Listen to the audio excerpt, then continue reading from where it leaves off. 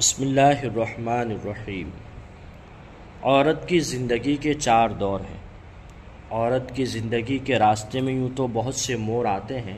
مگر اس کی زندگی کے 4 دور خاص طور پر قابل ذکر ہے، قابل بیان ہے۔ 1 عورت کا بچپن، 2 عورت بالغ ہونے کے بعد،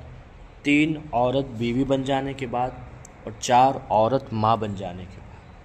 اب ہم عورت کے ان چاروں زمانوں کا اور ان وقتوں میں عورت کے فرائض اور ان کے حقوق کا مختصر تذکرہ صاف لفظوں میں آپ کے سامنے پیش کرتے ہیں، تاکہ ہر عورت ان حقوق و فرائض کو ادا کر کے اپنی زندگی کو دنیا میں بھی خوشحال بنائے اور آخرت میں بھی جنت کی لازوال نعمتوں اور دولتوں سے سرفراز ہو کر مال مال ہو جائے۔ عورت کا بچپن۔ عورت بچپن میں اپنے ماں باپ کی پیاری بیٹی کہلاتی ہے۔ اس زمانے میں جب تک وہ نابالغ بچی رہتی ہے، شریعت کی طرف سے نہ اس پر کوئی چیز فرض ہوتی ہے، نہ اس پر کسی قسم کی ذمہ داریوں کا کوئی بوجھ ہوتا ہے۔ وہ شریعت کی پابندیوں سے بالکل آزاد رہتی ہے اور اپنے ماں باپ کی پیاری اور لاڈلی بیٹی بنی ہوئی کھاتی پیتی ہے، پہنتی اوڑھتی اور ہنستی کھیلتی رہتی ہے، اور وہ اس بات کی حقدار ہوتی ہے کہ ماں باپ، بھائی بہن اور سب رشتے ناتے والے اس سے پیار و محبت کرتے رہے اور اس کی دل بستگی اور دلجوئی میں لگے رہیں، اور اس کی صحت و صفائی اور اس کی عافیت اور بھلائی میں ہر قسم کی انتہائی کوشش کرتے رہیں، تاکہ وہ ہر قسم کی فکروں اور رنجوں سے فارغ البال اور ہر وقت خوش و خرم اور خوشحال رہے۔ جب وہ کچھ بولنے لگے تو ماں باپ پر لازم ہے کہ اس کو اللہ و رسول صلی اللہ تعالیٰ علیہ وسلم کا نام سنائے، پھر اس کو کلمہ وغیرہ پڑھائے۔ جب وہ کچھ اور زیادہ سمجھدار ہو جائے تو اس کو صفائی ستھرائی کے ڈھنگ اور سلیقے سکھائے، اس کو نہایت پیار، محبت اور نرمی کے ساتھ انسانی شرافتوں کی باتیں بتائیں، اور اچھی باتوں کا شوق اور بری باتوں سے نفرت دلائے۔ جب پڑھنے کے قابل ہو جائے تو سب سے پہلے اس کو قرآن شریف پڑھائے۔ جب کچھ اور زیادہ ہوشیار ہو جائے تو اس کو پاکی و ناپاکی، وضو، غسل وغیرہ کا اسلامی طریقہ بتائے، اور ہر بات اور ہر کام میں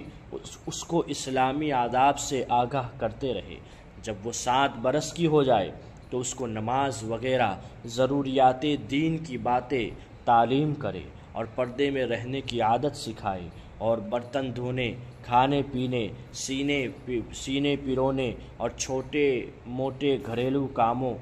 کا ہنر بتائے، اور عملی طور پر اس سے یہ سب کام لیتے رہے،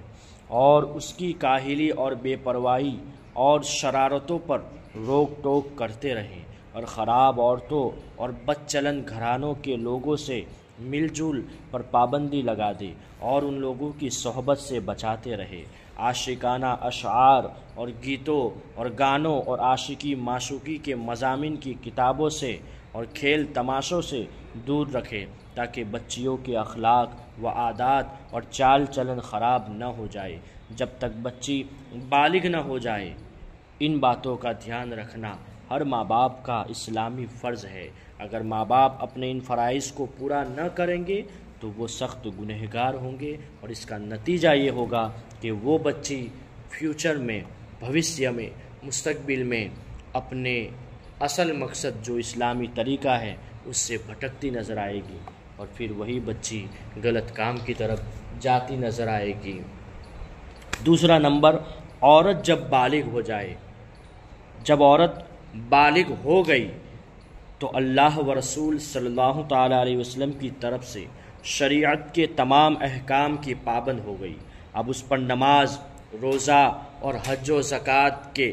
تمام مسائل پر عمل کرنا فرض ہو گیا، اور اللہ تعالیٰ کے حقوق اور بندوں کے حقوق کو ادا کرنے کی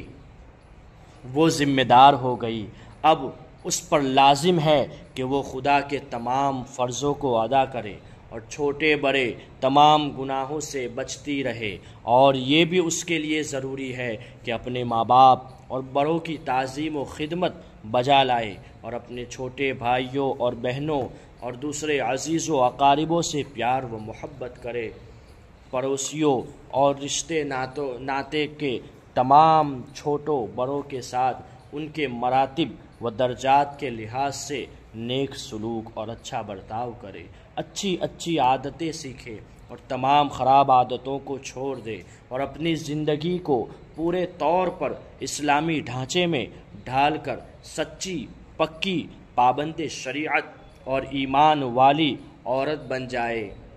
اور اس کے ساتھ ساتھ محنت و مشقت اور صبر و رضا کی عادت ڈالے۔ مختصر یہ کہ شادی کے بعد اپنے اوپر آنے والی تمام گھریلو ذمہ داریوں کی معلومات حاصل کرتی رہے کہ شوہر والی عورت کو کس طرح اپنے شوہر کے ساتھ نباہ کرنا اور اپنا گھر سنبھالنا چاہیے۔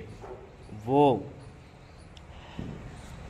اپنی ماں اور بڑی بوڑھی عورتوں سے پوچھ کر اس کا ڈھنگ اور سلیقہ سیکھے، اور اپنے رہن سہن اور چال چلن کو اس طرح سدھارے اور سنوارے کہ نہ شریعت میں گنہگار ٹھہرے، نہ برادری و سماج میں کوئی اس کو طعنہ مار سکے۔ کھانے پینے، پہننے اوڑھنے، سونے جاگنے،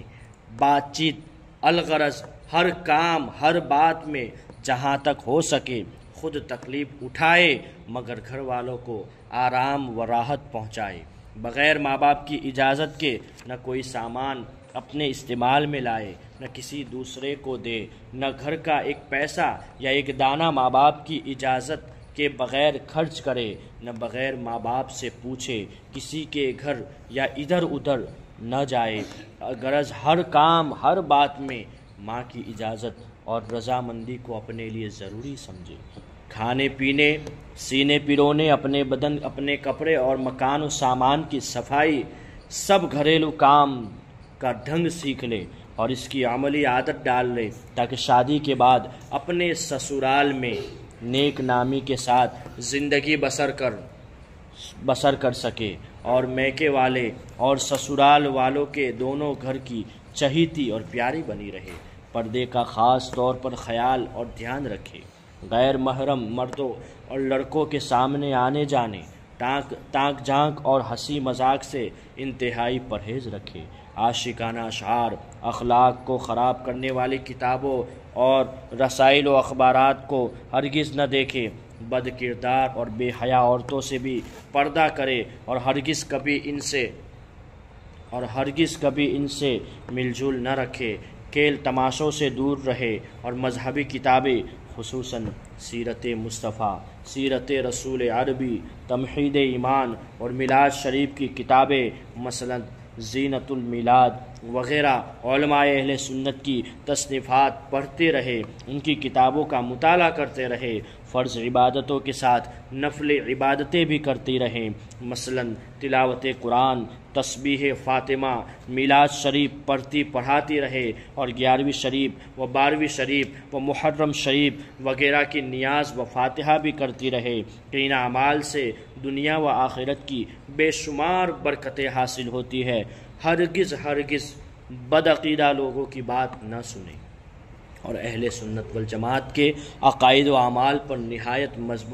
مضبوطی کے ساتھ قائم رہے۔ جب لڑکی ان باتوں پر عمل کرتی ہے، اب وہ لڑکی بالغ ہونے کے بعد ان باتوں پر جو میں نے آپ کے سامنے ذکر کیا، بیان کیا، اس پر عمل کرے گی تو شادی کے بعد اس کی ہنسی اور خوشی والی زندگی گزرے گی، اور وہ اپنی نسلوں میں بھی وہ تعلیم دے گی تو اس کی نسلیں بھی ایمان والی ہوگی، بے ایمان نہیں ہوگی، اسلام کے طریقے پر چلے گی، گمراہی اور بدکاری سے دور رہے گی۔ آگے انشاءاللہ تعالی تیسری بات جو عورت شادی کے بعد کیا کرے، اور چوتھی بات جو میں نے آپ کے سامنے کرنی ہے کہ عورت ماں بن جانے کے بعد کیا کرے، وہ انشاءاللہ اگلے پارٹ میں آپ کے سامنے پیش کیا جائے گا۔